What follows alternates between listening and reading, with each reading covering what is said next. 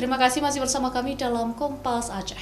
Saudara, aturan baru boleh membuka masker di luar ruangan oleh pemerintah disambut baik oleh masyarakat.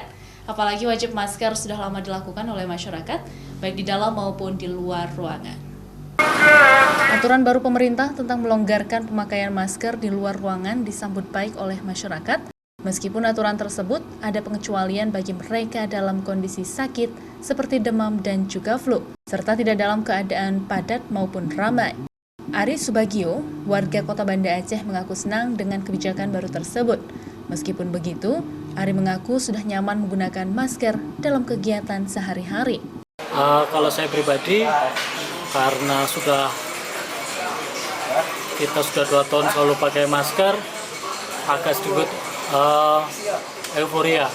Namun demikian, karena pandeminya belum dicabut, alangkah baiknya jika aktivitas di indoor kita tetap taat prokes.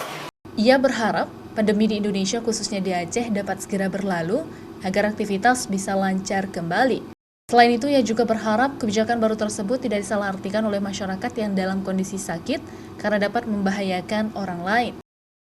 Syahril, Kompas TV, Banda Aceh.